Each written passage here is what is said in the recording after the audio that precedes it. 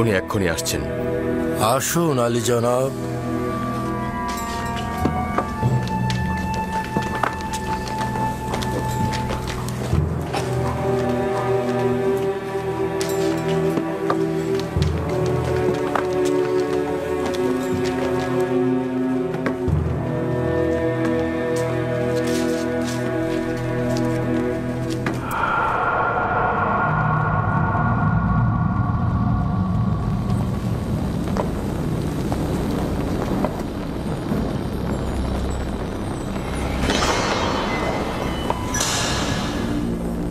আলী জনাব পুতিপার ও বানু জুলেখা।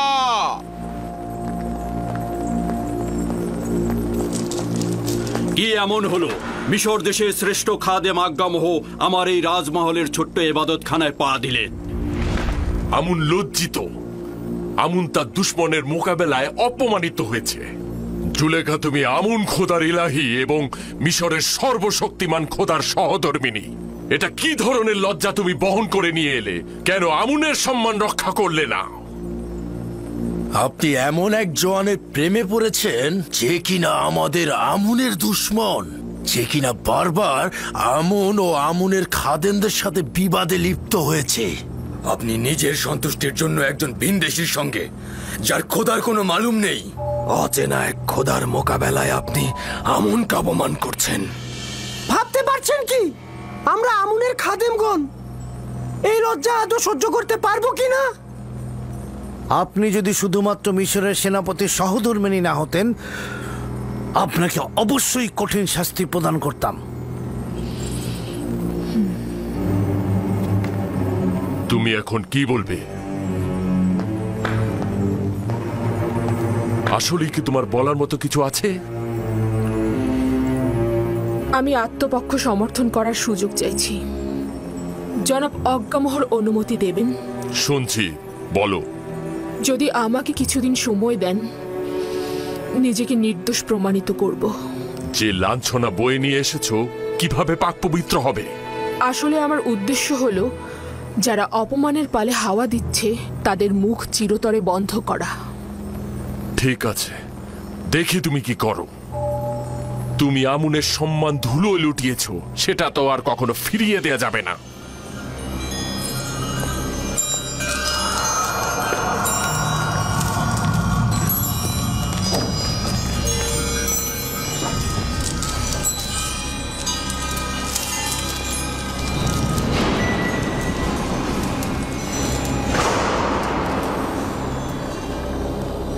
আজকে আজ্ঞামহ তার তিক্ত ও বিষাক্ত হুল আমার বুকে বিদ্ধ করেছে।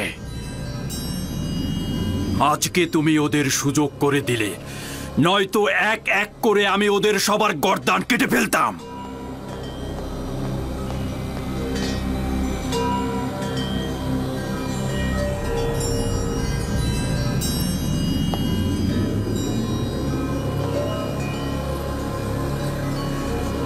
কারি মামা। জি আমার বানু। জাঁকজমকপূর্ণ মেহমানদারির আয়োজন করো এবং মিশরের সকল সম্ভ্রান্ত নারীদেরকে আমার এখানে আমন্ত্রণ করো।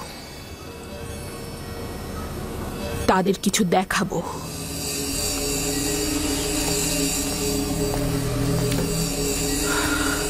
আমাকে তলব করেছিলেন, আমার জন্য কোনো আদেশ আছে?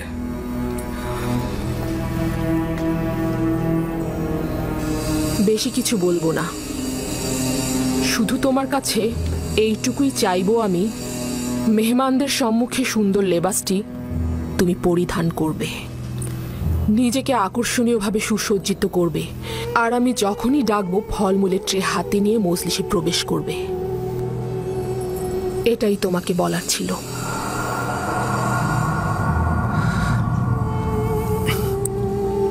সমস্যা নেই, আপনার যেরূপ ইচ্ছা।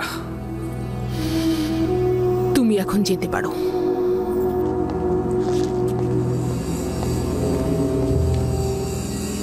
সকল মেহমানদের আরাম দেওয়ার জন্য আরামপ্রদ বিছানার ব্যবস্থা করো। তাদের জন্য সর্বোত্তম পানীয় এবং খাবারের আয়োজন করো এবং অতিথিদের সবার জন্য প্রচুর পরিমাণে মাল্টা ফলের ব্যবস্থা করবে। এবং প্রতিটি মেহমানের হাতে একটি করে ধারালো ছুরি তুলে দেবে। বুঝতে পেরেছো আমার কথা?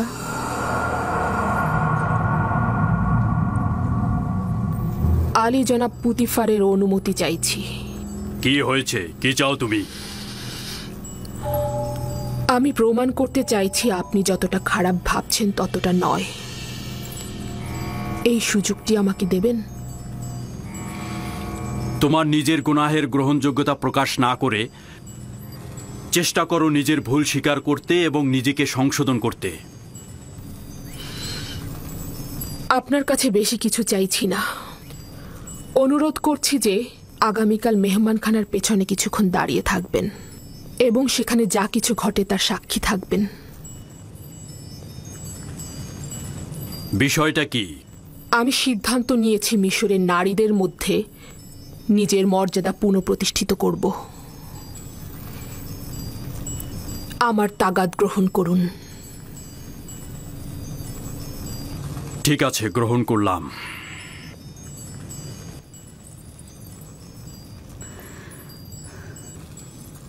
Gracias, Putifar.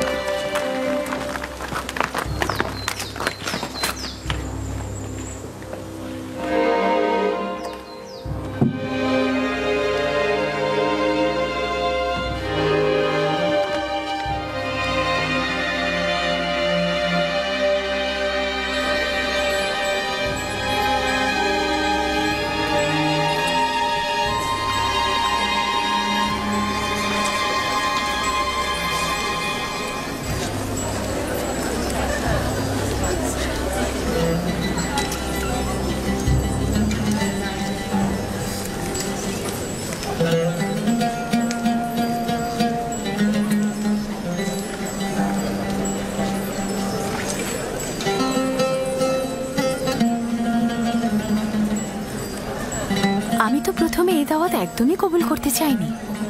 জুলেখায় মজলিসে হাজির হলে সে নিজেই অপ্রস্তুত হবে, কারণ সে তার লজ্জা বয়ে বেড়াচ্ছে। কিন্তু আমার স্বামী পদিয়ামুন অনেকটা জোর করেই আমাকে এখানে পাঠালেন। আমারও খুব একটা আগ্রহ ছিল না, কিন্তু কৌতূহল আমাকে প্রলুব্ধ করেছে। আমার দিল খুব চাইছে যে ঘটনাটা ঘটেছে সেটা পুরোটা জানা।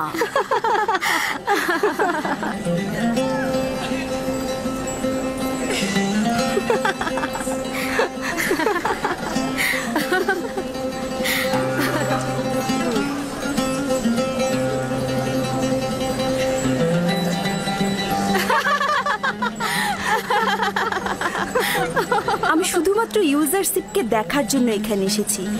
আমি দেখতে চেয়েছিলাম জুলেখাকে এইভাবে আসক্ত করেছে সে কে। কোথা থেকে জানলে ইউজারশিপ এই মেহমানখানায় আসবে?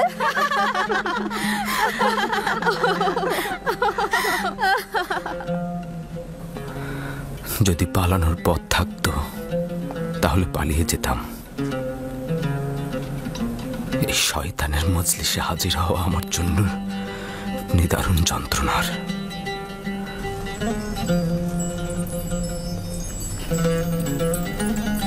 মিশরের সম্মানিত এবং অভিজাত নারীগণ, আজকের মেহমানদারিতে আপনাদের হাতের ধারালো চাকু এবং মাল্টা ফল আমাদের মধ্যে রায় দেবে। আপনাদের কাছে তাগাদ করছি যখন আমি ইশারা করব মালটা কাটা শুরু করবেন। এটি একটি বিশেষ মেহমানদারির পদ্ধতি। একটু পরেই কারণ জানতে পারবেন। আপনারা মালটা কাটা শুরু করুন।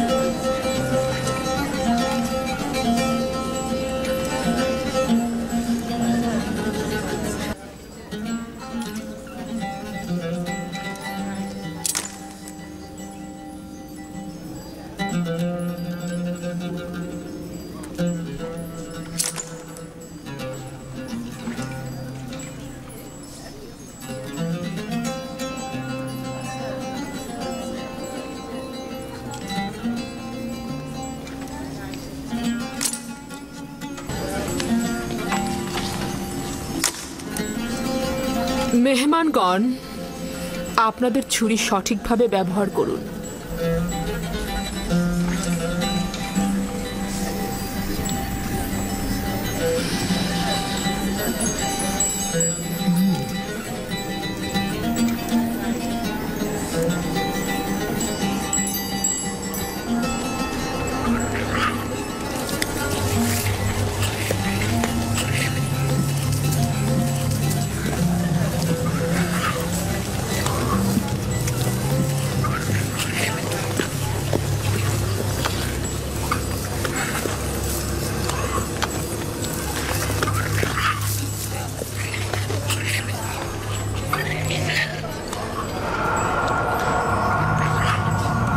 ইউজারশিপ, প্রবেশ করো।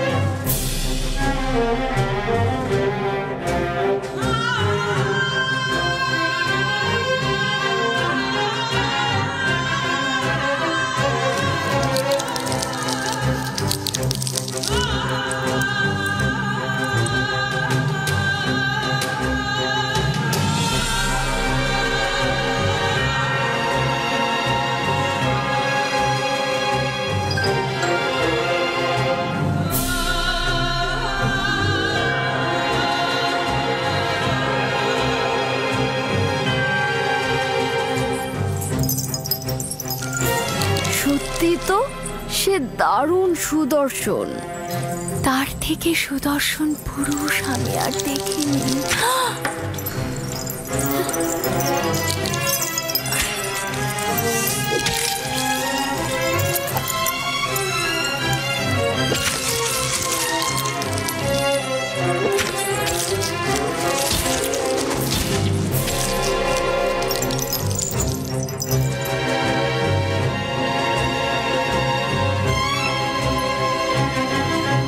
সৌন্দর্য তো অতুলনীয়। সে ইনসান নয়, আকাশ থেকে নেমে আসা ফেরেশতা।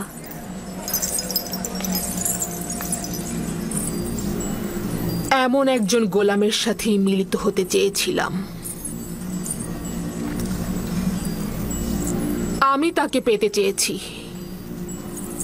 কিন্তু সে পবিত্রতা বজায় রেখেছে। আপনারা তাকে একদিন দেখেই এই রকম লাগাম ছাড়া হয়ে গেছেন, কিন্তু আমি তাকে প্রতিটা দিন দেখছি। প্রতিদিন আমার সামনে নিজেকে প্রদর্শন করেছে, আমি শুধু দেখেছি। যদি আপনারা আমার জায়গায় থাকতেন, আপনারা কি করতেন? বোধহয় সে একজন ফেরেশতা যে জমিনে নাজিল হয়েছে। ও সম্ভবত আসমানি নূরের একটা নমুনা যে জমিনকে আলোকিত করেছে। যেন আসমানের একটি সত্তা জমিনে নেমে এসেছে, অসাধারণ রূপবান। সে মানব পোশাক পরিধান করেছে। সে একজন প্রভু, যেন আদিম কুল থেকে ইবাদত করে জমিনে এসেছে। খোদার কসম, ইউজারসিফের উপর জুলেখার হক রয়েছে। ইউজারসিফ তার সাধারণ কোনো মানুষ নয়। ইউজারসিফ আসলেই সুদর্শন, তাকে যে কেউ চাইবে। এগুলো সব অনর্থক কথা। সেও একজন মানুষ, আমাদেরই মতো। এখন আপনাদের কাছে আমার প্রশ্ন, এমন একজন ফেরেশতার মতো সত্তার জন্য তিরস্কার শোনা কি ভুল আমার? আমাকে কি আবারও তিরস্কার করবেন এবং পথভ্রষ্ট বলবেন? না, স্বীকার করে নিচ্ছি যে আপনি অপারগ। আমাদের মিশরীয় নারীদের এই গুজব রটানোটা ভুল ছিল। আমি এটাই প্রমাণ করতে চেয়েছিলাম। খোদাবন্দ, সকল গুনাহগারকে হেদায়েত দান করো, আর আমাকে এই সব শয়তানের হাত থেকে রক্ষা করো। আজকের মেহমানদারির এটাই উদ্দেশ্য। আপনারা যেতে পারেন।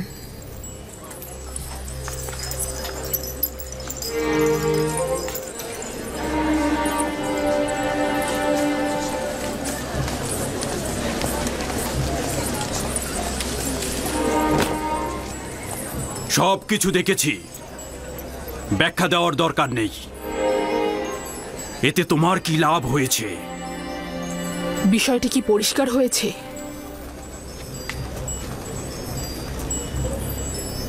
পুরোপুরি খোলাসা হয়েছে। তুমি বলতে চাইছো যেহেতু মিশরের নারীগণ ইউজারসিফকে দেখে হাত কেটে ফেলেছে, তাই তুমি নিজেকে বৈধভাবে ইউজারসিফের নিকট উৎসর্গ করবে। তুমি এটা ভুলে গিয়েছো যে তুমি বিপরীত ধর্মী একজন নারী। যারা খোশ গল্প আর বিলাসিতায় কাটায়, তুমিও তাদের মতো।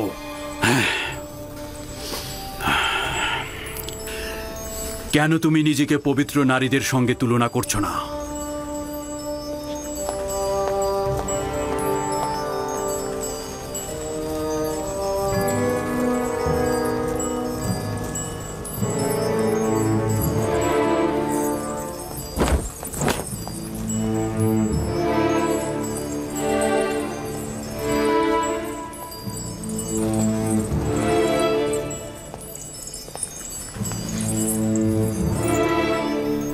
মিশরের কয়েকজন নারীকে খবর দাও যারা আমার পয়গাম ইউজারসিফের কাছে পৌঁছে দেবে।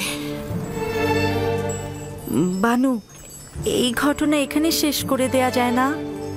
আমরা এটার ভবিষ্যৎ নিয়ে শঙ্কিত, আর জনাব পুতিফারের সম্মান নিয়ে চিন্তিত। পণ্ডিতি করার জন্য তোমাদের ডাকা হয়নি। যেভাবেই পারো আমার পয়গাম ইউজারসিফের নিকট পৌঁছে দাও। তাকে বলবে হয় সে আমার সকল চাহিদার সামনে বশ্যতা স্বীকার করবে, না হয় তাকে বেরি পড়িয়ে জেলখানায় প্রেরণ করা হবে। এখন কোনো বাধা নেই, যেহেতু নিজের লজ্জা শরম সব ছিন্ন করেছি। যুদ্ধ শেষ না হওয়া পর্যন্ত থামবো না আমি। কোন মহিলাকে এ কাজের জন্য যথোপযুক্ত মনে করেন আমার বানু? সবকিছু আমিই বলে দেব। আমি জানি না, যার ইউজারসিফের সাথে কথা বলার শক্তি আছে তাকেই বলো।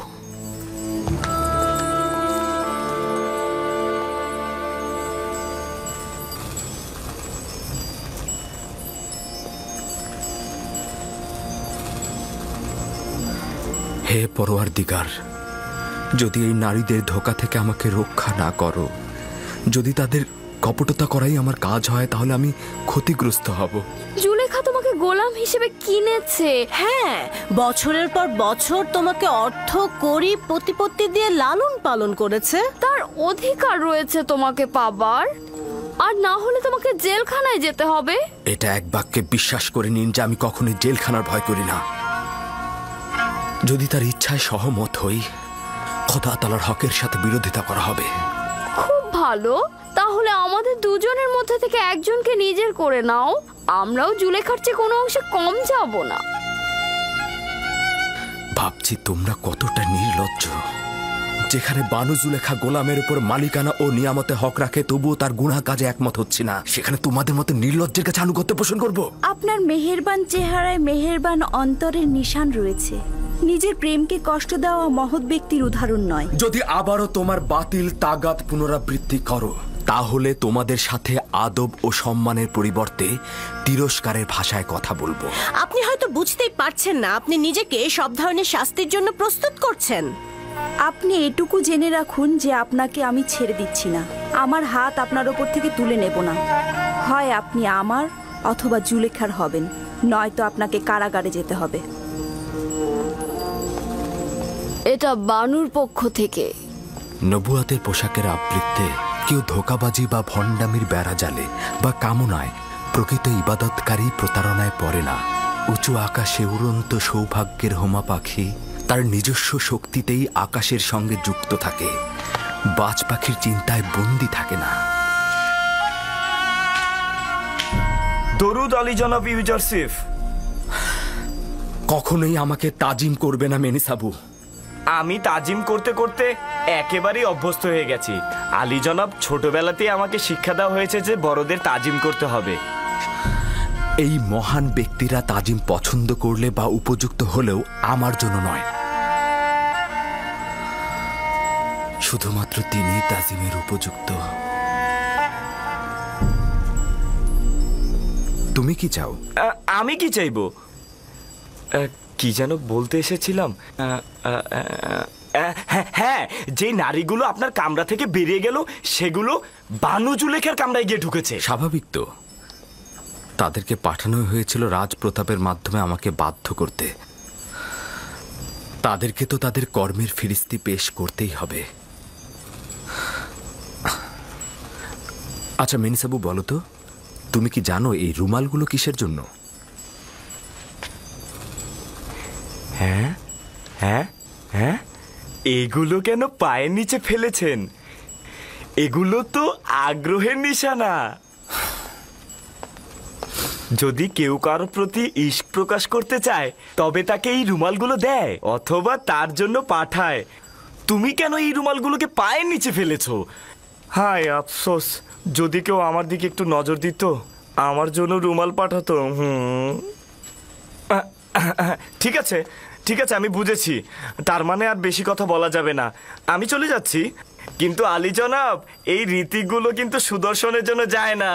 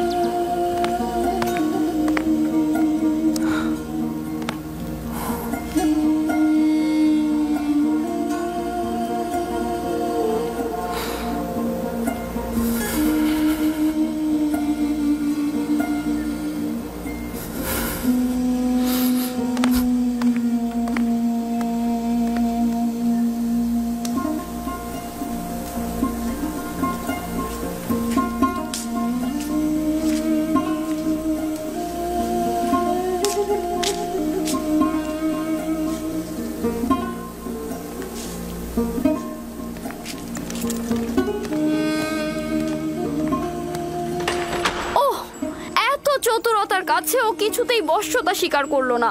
যদিও পাথরও হতো তবু ওকে গলিয়ে ফেলতে পারতাম, কিন্তু ইউজারশিপ পাথরের চাইতেও কঠিন।